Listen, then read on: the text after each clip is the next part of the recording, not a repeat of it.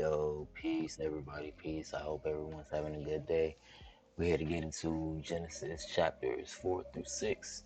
Last time we was on here, we went through the creation and the creation of man as well, and the fall of man, and their exile from the Garden of Eden.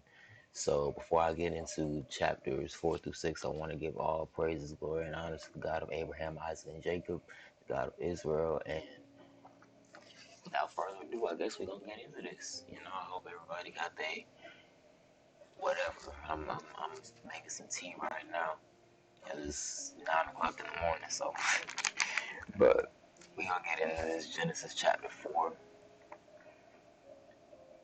and we gonna start this off at verse 1. It says, "And Adam knew his wife, and Adam knew Eve his wife. Sorry, and she conceived and bare Cain, and said, I've gotten a man from the Lord. And she again bare his brother Abel. And Abel was a keeper of sheep, but Cain was a tiller of the ground. In the process of time it came to pass that Cain brought of the fruit of the ground an offering unto the Lord. And Abel, he also brought of the firstlings of his flock and the fat thereof. And the Lord had respect unto Abel and to his offering. But unto Cain and to his offering he had not respect. And Cain was very wroth, and his countenance fell. And the Lord said unto Cain, Why art thou wroth, and why is thy countenance fallen? If thou doest well, shalt thou not be accepted? And if thou doest not well, sin lieth at the door. And unto thee shall be his desire, and thou shalt rule over him." So now, after Adam and Eve get exiled, you get Cain and Abel being born. Cain and Abel are brethren, and Abel, in the Lord's eyes, is being accepted more than Cain, because Abel brought uh, of pretty much of his best sheep. But then Cain, he kind of just put something together, just grasped the fruit out the ground and offered it up to the Lord. So that's why the Lord didn't have respect to his offering, because he didn't really, put his fullness into it. You feel me? So it's like in verse 6, the Lord said unto Cain, Yo, why you mad? Why is your countenance falling? If you do well, should you not be accepted? So it's like, look, you got time to get it right. Just do better next time. But Cain was already too far gone at that point. His pride and his jealousy got the best of him. So in verse 8, it says, "And Cain talked with Abel his brother, and it came to pass, when they were in the field, that Cain rose up against Abel his brother, and slew him. And the Lord said unto Cain, Where is Abel thy brother? And he said, I know not. Am I my brother's keeper? And he said, What hast thou done? The voice of thy brother's blood crieth unto me from the ground. And now art thou cursed from the earth, which hath opened her mouth to receive thy brother's blood from thy hand. When thou tillest the ground, it shall not henceforth yield unto thee her strength. A fugitive and a vagabond shalt thou be in the earth." So now, after some time passed, you got Cain talking to Abel, and they was in the field, and Cain ends up killing Abel. And it's like you got four people on the earth already. You got Adam, Eve, Cain, and Abel. Now the first four people you got to murder on earth, right? So the Lord's asking Cain, like in verse 9. Well, yeah, in verse 9, like, yo, where's your brother? And Abel's like, man, I don't know. I'm not my brother's keeper. Like, Cain's kind of getting smart with him, but he knew it was wrong. Like, that just shows you the law was all the way back there. Because if he didn't know the law, he would have just been like, oh yeah, yeah, he over there. But Cain knew he had did something wrong. So his punishment was to be a fugitive and a vagabond, and like the work he'll put in to till the ground, the ground wouldn't give her increase into him, right? So like the ground was cursed for Cain. Verse 13 says, "And Cain said unto the Lord, My punishment is greater than I can bear. So Cain's like, man, Lord, this is too much for me. Like this punishment is too much. Verse 14, behold, thou hast driven me out this day from the face of the earth, and from thy face shall I be hid, and I shall be a fugitive and a vagabond in the earth. And it shall come to pass that everyone that findeth me shall slay me. And the Lord said unto him, therefore whoso slayeth Cain, vengeance shall be taken on him sevenfold. And the Lord set a mark upon Cain, lest any finding him should kill him. And Cain went out from the presence of the Lord, and dwelt in the land of Nod, on the east of Eden. And Cain knew his wife, and she conceived, and bare Enoch. And he builded a city, and called the name of the city after the name of his son, Enoch. And unto Enoch was born Irad, and Irad begat Mehujael, and Mehujael begat Methusael, and Methusael begat Lamech. And Lamech took unto him two wives. The name of the one was Ada, the name of the other Zillah. Verse 20. And Ada bare Jabal. He was the father of such as dwell as tents, and of such as have cattle. And his name and his brother's name was Jubal. And he was the father of such as of and he was the father of all such as handle the harp and organ. And Zillah, she also bare Tubal Cain, an instructor of every artificer in brass and iron. The sister of Tubal Cain was Naamah. And Lamech said unto his wives Ada and Zillah, hear my voice, ye wives of Lamech, hearken unto my speech. For I have slain a man to my wounding, and a young man to my hurt. If Cain shall be avenged sevenfold, surely Lamech 70 and sevenfold. And Adam knew his wife again, and she bare a son, and called his name Seth. For God, said she, hath appointed me another seed instead of Abel, who Cain slew. And to Seth, to him also was born a son, and he called his name Enos. Then men began to call upon the name of the Lord. So now this chapter 4 is taking us from the murder of Cain, the murder of Abel, Cain's murder of Abel, to Cain now having descendants and stuff like that, right? But then toward the end, now Cain is about to have another brother named Seth. So verse 5, chapter 5 is really going to go into the seed line of Seth now, because of what Cain did. Like, the Lord ain't really looking at Cain, you know. Like he said, vagabond, a fugitive and a vagabond, Cain was going to be like. So righteous seed wasn't going to come from Cain's line. But let's keep going into chapter 5. We'll get more into that a little later. All right, so this is the book. This is the book of the generations of Adam in the day that God created man. In the likeness of God made he him. Male and female created he them, and blessed them, and called their name Adam in the day that they were created. And Adam lived 130 years, and begat a son in his own likeness, after his image, and called his name Seth. And after the days of Adam, verse 4, in the days of Adam after he had begotten Seth were 800 years, and he begat sons and daughters. And all the days that Adam lived were 930 years, and he died. So now this is giving you the generations of Adam, right? So you got Adam. It's not going to mention Cain, because the focus more so is going to be on Seth and not Abel, because, Abel was killed before he could produce anybody. So it's going to be focused more so on Seth.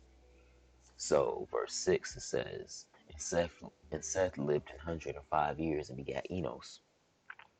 And Seth lived after he begat Enos 807 years and begat sons and daughters. And all the days of Seth were 912 years, and he died. Enos lived 90 years and begat Canaan. And Enos lived after he begat Canaan 815 years and begat sons and daughters. See, now you see that It's the lineage of Seth, and we're going down his descendants. So verse 13, oh, verse 12 actually. And Canaan lived 70 years and begat Mahalalel. And Canaan lived after he begat Mahalalel 840 years and begat sons and daughters. And all the days of Canaan were 910 years, and he died. And Mahalalel lived 60 and 5 years and begat Jared. And Mahalalel lived after he begat Jared 830 years and begat sons and daughters. And all the days of Mahalalel were 895 and 90 and 5 years, and he died. And Jared lived 162 years, and he begat Enoch. And Jared lived after he begat Enoch 800 years and begat sons and daughters. And all the days of Jared were 962 years, and he died. So, like, one thing we noticed through these generations of Adam, like, yo, these folks live long, like 900, 800, 900 years. Like, ain't nobody in our time seeing that age. Like, we be lucky if we pushing 100, right? But let's keep going in verse 21. It says, Enoch lived 60 and 5 years and begat Methuselah. And Enoch walked with God after he begat Methuselah 300 years and begat sons and daughters. And all the days of Enoch were 365 years. And Enoch walked with God, and he was not, for God took him. So, like, one thing you do see in this chapter, like, everyone died except Enoch. Like, you look at, you know, Mahalalel, he died. Lamech, he died. You know, you look at Seth died. Enoch died. Adam died. Everybody died except Enoch. It said Enoch walked with God, and he was not. For God took him. It didn't say he didn't die. It just said he was not. Like they couldn't find his body or nothing. But verse 24, and Enoch walked with God, and he was not, for God took him. And Methuselah lived 107 years and begat Lamech. And Methuselah had lived after he begat Lamech 782 years and begat sons and daughters. And all the days of Methuselah were 969 years, and he died. And Lamech lived 182 years and begat a son, and he called his name Noah. This same shall comfort, saying, This same shall comfort us concerning our work and toil of our hands, because of the ground which the Lord had cursed. And Lamech lived after he begat Noah 595 years, and begat sons and daughters. And all the days of Lamech were 777 years, and he died. And Noah was 500 years old. And Noah begat Shem, Ham, and Japheth. So now we're about to get into Noah in his time, like right before the flood. So Genesis chapter 6 and verse 1, it says, And it came to pass when the men began to multiply on the face of the earth, and daughters, well, my bad, let me start it over from the top. And it came to pass when men began to multiply on the face of the earth, and daughters were born unto them, that the sons of God saw the daughters of men, that they were fair, and they took them, wives of all which they chose. And the Lord said, My spirit shall not always strive with man, for that he also was flesh, yet his days shall be 120 years. So now you see the Lord cutting down the age span, like from dang near 1,000 to 120 years. But what I'm about to show you now, like,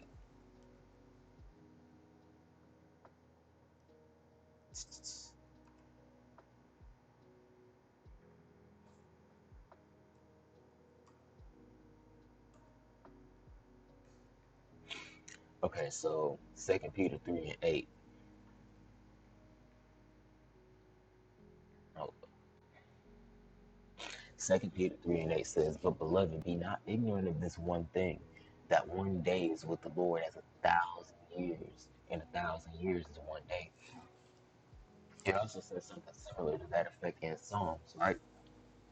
So, like, when the Lord told Adam that, the day that you eat of the tree of the knowledge of good and evil, that's the day you're gonna die, right? The Lord didn't lie. The Lord wasn't mistaken. Ain't nobody got anything misconstrued. Like if 1,000 years to us is as a day to God, right? And Adam, he didn't get to live to see 1,000. Nobody got to live to see 1,000. The oldest one is Methuselah, which got to see 969. But other than that, ain't nobody got lived to see 1,000 years old. So yes, technically, you could say that Adam did die within that day. Like if he would have seen 1,000, he would have seen the next day. But and like if you think about it, like the day of the Lord or the 1,000 year millennium in Jesus' reign, that's still a day, right? It's a day, the day of the Lord, right? But it's gonna last for 1,000 years. Just keep that in your memory, right? And let's look back at. I'm gonna look back at this. At these first two verses, it says, "And it came to pass when men began to multiply on the face of the earth, and daughters were born unto them, that the sons of God saw the daughters of men, that they were fair, and took them wives for all which they chose." So a lot of people like to misconstrue this and say that, oh, angels slept with women here because it says the sons of God saw the daughters of men, that they were fair.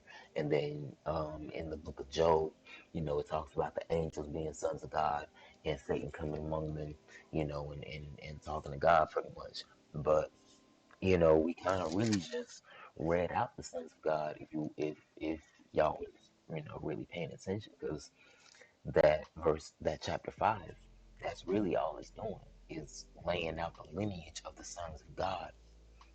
Because verse 4, it shows you, the first two sons of Adam and Eve, Cain and Abel. Abel got killed by Cain, and then it shows that Cain still had descendants, you know and from Cain's descendants, well, it shows you that Cain had some descendants, and after that, it shows you that Adam and Eve have another child, right?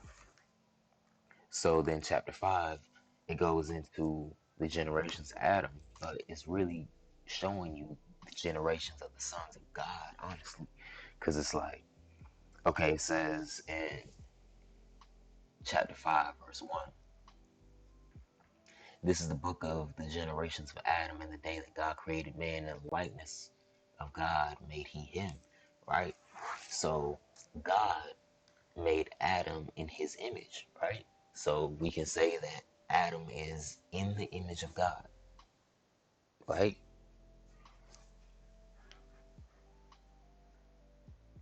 So if Adam is in the image of God, we can say that he's considered the son of God, because usually you are what your father is, and if you're in his image, then that's what you're gonna be.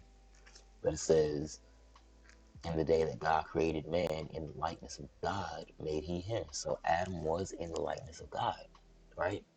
Now, keep going in verse 3. And Adam lived 130 years and begat a son in his own likeness, after his image, and called his name Seth.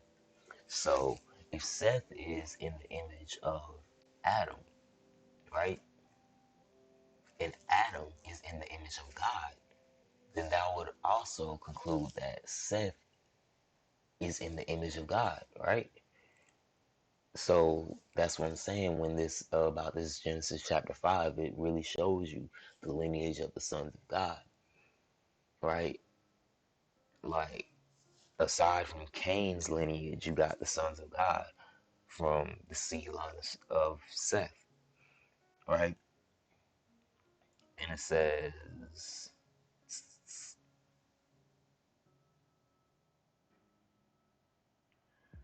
No, I think that's good actually. But you know, after that, Seth begat Enos, and we can conclude that Enos will be in the image and likeness of Seth, who will be in the image and likeness of Adam, who will be in the image and likeness of God. Like these are the sons of God, the descendants of Seth. So when we go to chapter 6 and read that again, it says, "And it came to pass when men began to multiply on the face of the earth, and daughters were born unto them, that the sons of God, the seed line of Seth, saw the daughters of men, the seed line of Cain, worldly women, women that wouldn't call upon the name of the Lord." Because we also saw at the end of chapter 4, right? Um, Genesis 4:26, and to Seth, to him also there was born a son, and he called his name Enos. Then began men to call upon the name of the Lord. So once Seth and Enos came into the picture, then men would start to call upon the name of the Lord again. So it's not even counting the seed line of Cain at this point, because you know they still exist, but it's coming through the seed line of Seth. So these sons of God are the sons of Seth, and they saw the daughters of men, the daughters of Cain, that they were fair, and they took them wives, of all which they chose, and it calls them daughters of men because you know Cain wasn't righteous, right? So Cain was technically worldly, so his descendants, his daughters, were worldly as well. They didn't call upon the name of the Lord. They just, you know, they just did. They lived life. But let's keep going. It says, verse 3, "And the Lord said, My spirit shall not always strive with man, for that he also is flesh. Yet his days shall be 120 years. There were giants in the earth in those days, and also after that, when the sons of God came into the daughters of men, and they bare children to them. The same became mighty men, which were of old, men of renown. And God saw that the wickedness of man was great on the earth, that every imagination of the thoughts of his heart was only evil continually." And this cycle is most likely perpetuated by the seed line of Cain, right? Verse 6, "And it repented the Lord that he had made man on the earth, and it grieved him at his heart. And the Lord said, I will destroy man whom I have created from the face of the earth, both man and beast, and the creeping thing, and the fowls of the air. For it repenteth me that I have made them." So now God's looking at it, pretty much looking at this world, and it's corrupted. Like God saw that the wickedness of man was great on the earth, right?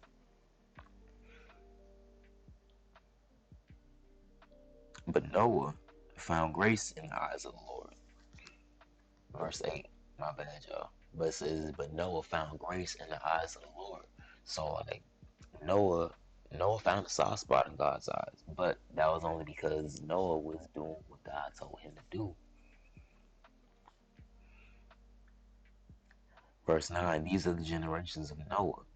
Noah was a just man and perfect in his generations, and Noah walked with God. Noah begat 3 sons, Shem, Ham, and Japheth. The earth also was corrupt before God, and the earth was filled with violence. And God looked upon the earth, and behold, it was corrupt, for all flesh had corrupted his way upon the earth. And God said unto Noah, The end of all flesh is come before me, for the earth is filled with violence through them. And behold, I will destroy them with the earth. Make thee an ark of gopher wood. Room shalt thou make in the ark, and shalt pitch it within and without with pitch. And this is the fashion which thou shalt make it of. The length of the ark shall be 300 cubits, the breadth of it 50 cubits, and the height of it 30 cubits. A window shalt thou make to the ark, and in a cubit shalt thou finish it above, And the door of the ark shalt thou set in the side thereof with lower, second, and third stories shalt thou make it. And behold, I, even I, do bring a flood of waters upon the earth, to destroy all flesh wherein is the breath of life from under heaven, and everything that is in the earth shall die. But with thee will I establish my covenant. So now the Lord is about to kill off everybody in the earth, but he still got a way for his his covenant to come through, right? And that's going to be through Noah. And like when we talk about covenants, we usually think of Abraham, but really Noah was the first person that he gave the covenant to. And through Noah, he gave it to Abraham. It says, but verse 18, but with thee will I establish my covenant, and thou shalt come into the ark, thou and thy sons and thy wife and thy sons' wives with thee. And of every living thing of all flesh, two of every sort shalt thou bring into the ark, to keep them alive with thee. That shall be male and female. Of the fowls after their kind, and of cattle after their kind, and of creeping thing of the earth after his kind, two of every sort shall come unto thee, to keep them alive. And take thou unto thee of all food that is eaten, and thou shalt gather it to thee, and it shall be for food for thee and for them. Thus did Noah according to all that God commanded him, so did he. So now the Lord is pretty much like, look, I'm about to kill off everything on the land, so make you an ark. And I want you to make it a 3-story ark and have different rooms in it. You know, take you, your wife, your 3 sons and their wives, and get up in the ark. And I want you to gather all animals, pretty much dang near two of every animal, so they can reproduce after I kill all flesh on the earth. Though, like, those will be the catalyst to repopulate the earth once it's depopulated. But that's gonna be that for today, y'all. Lord willing, next time we get what chapter 7, 8, and 9, and that'll get us through to it'll get us through the flood and right before the Table of Nations, because the Table of Nations is Genesis chapter 10. But hope y'all stay blessed, and I pray somebody got some understanding in the name of Jesus. And